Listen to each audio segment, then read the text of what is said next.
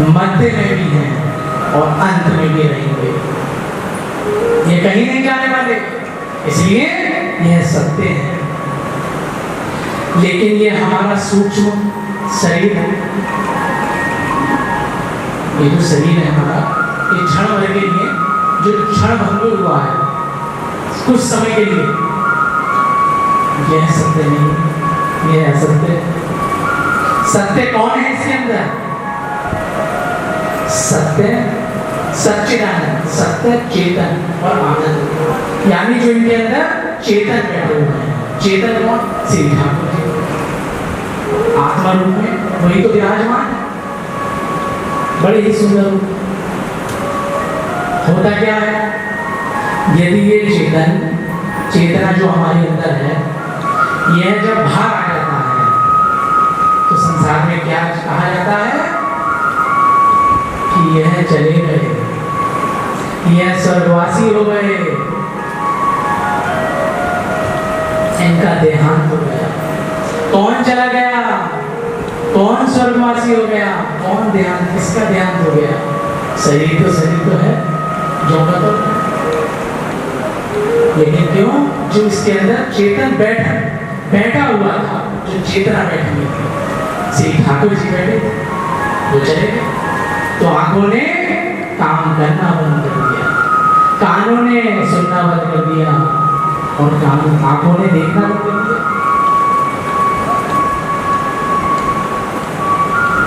तो कहा जाता है बड़े ही सुंदर रूप में कि सच्चिदानंद जो सत्य है वो कहीं नहीं जाते, और ये जो शरीर है ये तो जाने जाना है। और आनंद सत्य भी हो, चित्त भी हो, जो हमारे चित्त हैं ये भी हो, लेकिन आनंद ना हो, तो इनकी कथा को सुनेगा कौन? इनकी कथा को कोई सुनेगा? आनंद ना हो इनकी कथा में। आज हम सब यहाँ बैठे हैं, इनकी कथा में आनंद है, तभी तो यहाँ बैठे सुनने आए हैं सब। और एक अलग आनंद प्रदान करती है। जितनी बार भी सुनी जाती है उतनी बार कुछ ना कुछ नई करके सुनी जाती है। यही तो आनंद है। सत्य भी है, चित्त भी है, आनंद भी है, आनंद प्रदान करने वाले हैं। कितने वक्ताओं ने कह दी, कितने श्रोताओं ने सुनी। ना कहने वाले थक रहे, ना सुनने वाले थक रहे। जिन फिल्मों को आए हुए अभी 30, 35, 50 साल हुए, जिन फिल्मों को या उनके फिल्मों के गीतों के आए हुए अभी 30, 35, 50 साल हुए हैं, उन्हें हम क्या कहने लगे कि भूले बिसरे गीत। कहते हैं ना कि भूले बिसरे गीत। किसी ने ये सुना कि भूली बिसरी गीता, भूली बिसरी रामायण, भूली बिसरी रामचरितमानस या भूली बिसरी शिवपुराण? किसी ने सुना? नहीं। क्यों? क्योंकि ये सदा प्रासंगिक है, ये सदा ही रह जाएंगी। श्री राम जी को गए हुए अभी पौने 2 करोड़ साल हो गए, लेकिन आज भी प्रासंगिक है। आज भी वही लीला, वही आनंद प्रदान कर रही है। पौने 2 करोड़ साल श्री राम जी को गए हुए, लेकिन वही आनंद। क्यों? प्रासंगिक है। श्री राम कथा जी हमें जीना सिखाती हैं और श्री भागवत जी हमें मरना सिखाती है। समझदार मनुष्य वही है, समझदार बंधु वही है, जैसे सब चीज की तैयारी करते हैं ना। कहीं हमें 2-3 दिन को बाहर जाना हो तो कितनी तैयारियों की व्यवस्था होती है कि बैग लगा लो, ये भी रख लो, वो भी रख लो। जाना कितने दिन के लिए था? 2 या 3 या 5, 7, जितने भी दिन की उतनी तैयारी पहले से शुरू हो जाएगी। उसके बाद भी कुछ पैसे रख लो, उसके बाद भी एटीएम भी रख लो, कितनी तैयारी। लेकिन समझदार मनुष्य वह है, समझदार बंधु मानव वही है। क्योंकि एक यात्रा हमें ऐसी भी करनी है जहां से वापस नहीं आना, और आना है तो किसी ना किसी रूप अलग रूप में आना है। यही तो है, सच्चाई है, झुटलाया नहीं जा सकता, सत्यता है। समझदार वही मनुष्य है जो परिवार की प्लानिंग, धन की प्लानिंग, सब चीज की प्लानिंग कर रहा है, ठीक है, लेकिन एक मरने की भी प्लानिंग होती है। समझदार मनुष्य जो साधक है, जो ठाकुर जी के नाम जप में लगे हुए हैं कि आज गुरु जी ने एक माला दी है, आज 2, आज ये 16 करनी है, आज 32 करनी है, आज 64 करनी है। तो जो साधक हैं, सच्चे साधक वह करते हैं प्लानिंग। तो हर चीज की प्लानिंग है, समझदार मनुष्य वही सब चीज की प्लानिंग करते हैं। तो बड़ा सुंदर सत्य भी है, चित भी है, आनंद भी है, और विश्व उत्पत्त्यायि हेतवे, यानी विश्व की उत्पत्ति करने वाले, संचालन करने वाले और नाश प्रलयकारी भी यही है, नाश करने वाले भी यही है। कैसे कहा जाता है कि जो अंग्रेज लोग थे ना, जब गए तो उन्होंने देखा हमने सब इंग्लिश में सब पढ़ निकाल दिए, ईट खा लो, भोजन को ईट खा लो, खाना ईट, सो जाओ सीधी, और भी बहुत सारे। लेकिन अंग्रेजी सबसे गरीब भाषा है। कैसे गरीब? वही कोई कहे कि भैया इंग्लिश में कहे खाने के लिए, तो सिर्फ क्या कह सकता है? ईटिंग या ईट। सोने के लिए कहे तो क्या कहेगा? स्लीप। इसके अलावा कोई और है? लेकिन हमारी जो हिंदी है, हमारी जो संस्कृत भाषा है, कितना सुंदर भाषा, ये तो अंग्रेजी में बहुत गरीब भाषा है। कैसे?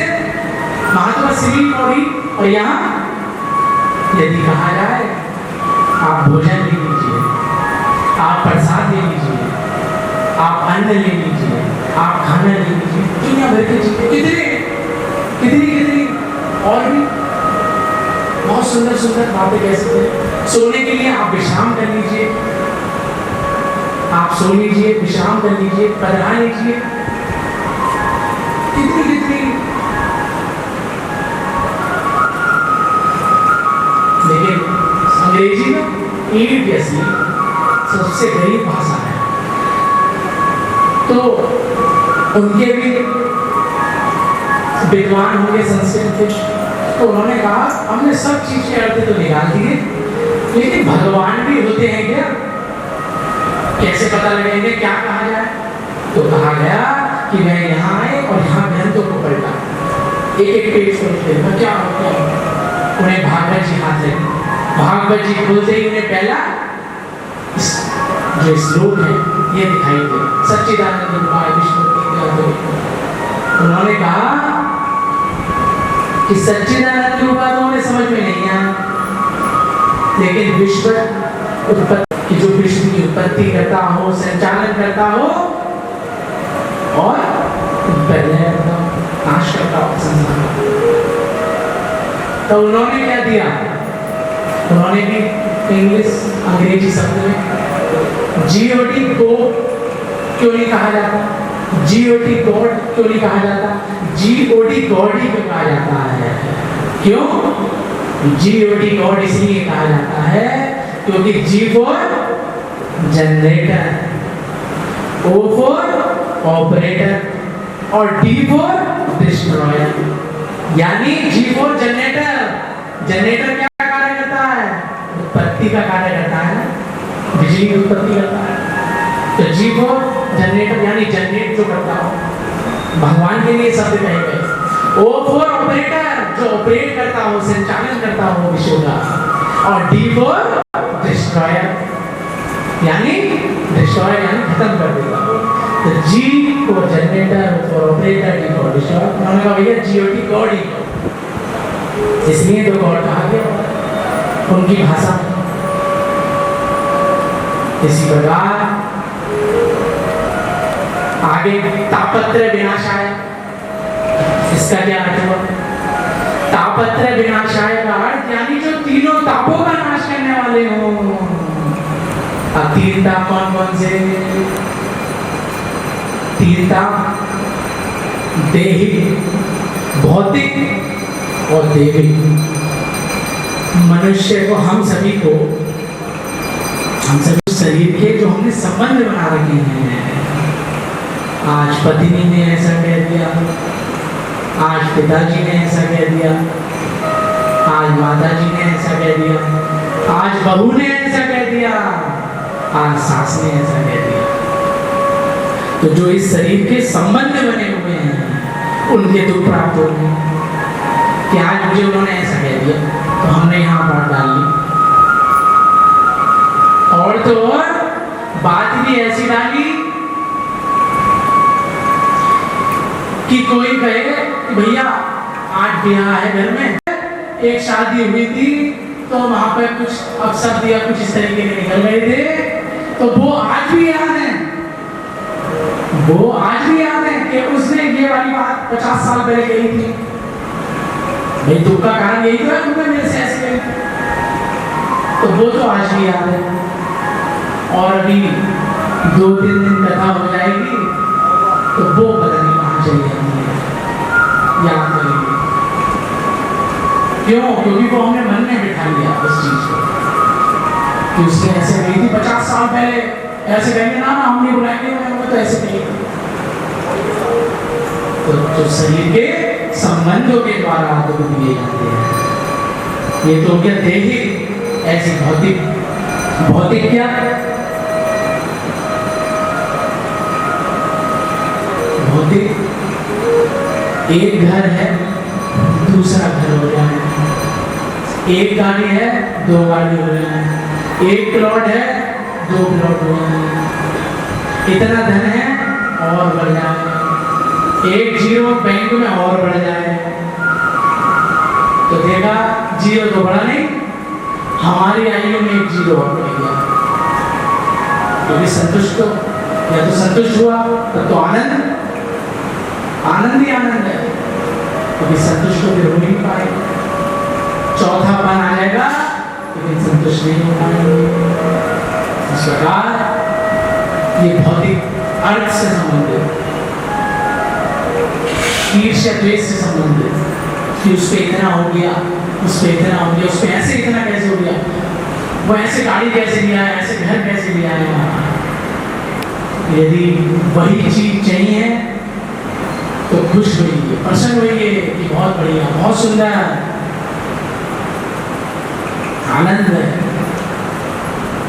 और वही कथा छोटी सी आती है कि किसी ने कहा नारद जी जा रहे थे घूमते हुए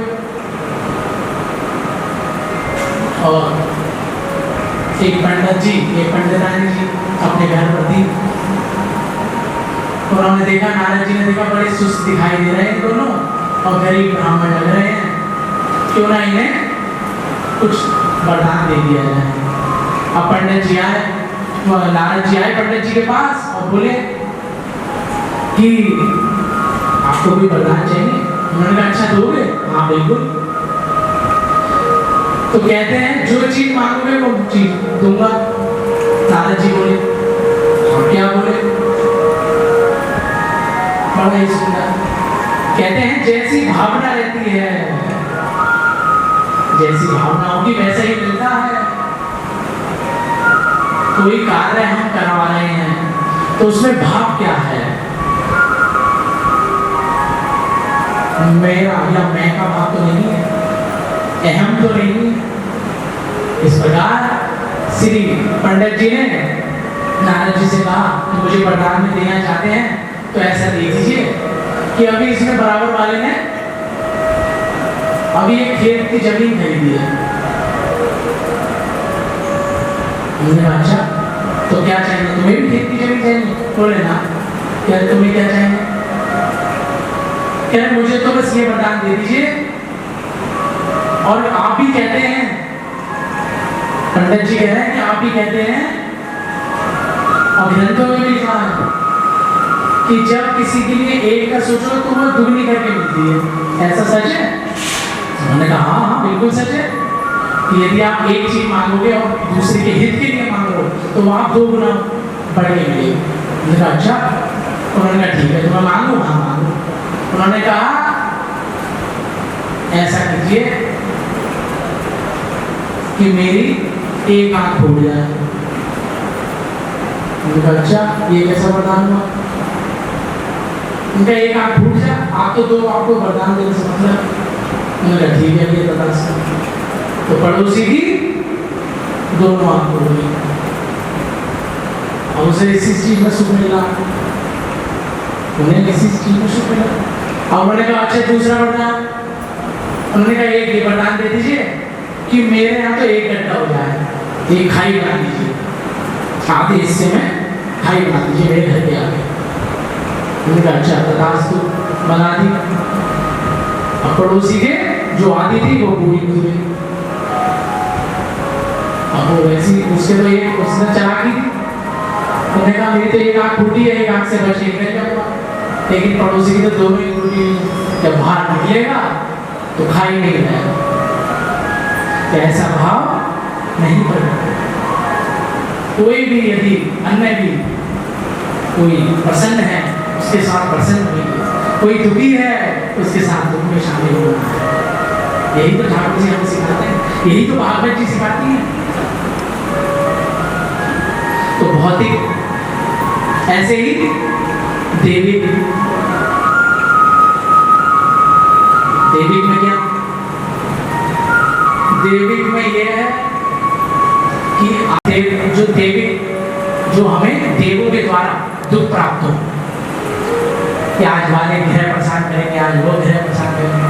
भाई कोई हमने शनि देव जी की कोई भैंस बोल ली थी जो उन्होंने हमारे ऊपर 7.5 लगा देते हैं, हमने तो कुछ बिगाड़ा नहीं उनका, तो क्यों? तो कहा गया है कि यदि बहुत सुंदर बात है, एक उदाहरण के तौर पे समझिएगा कि राहु केतु इन सभी से बचना है तो एक बहुत ही सुंदर उदाहरण है। लेकिन ब्राह्मणों की संतों की भी महिमा है। जहां ब्राह्मण दिखे वहां भोजन भी कराना चाहिए, जहां संत दिखे वहां हाथ प्रणाम करें, ये महिमा है। समय समय पर कुछ ना कुछ छोटी छोटी, ज्यादा नहीं, जितने सामर्थ्य हो। जैसे कलयुग में दान की महिमा बताई है, दया और दान यही रह जाएंगे। तब पवित्रता ये सब खत्म हो जाने हैं, तब पवित्रता और यज्ञ तो है लेकिन वो बात नहीं।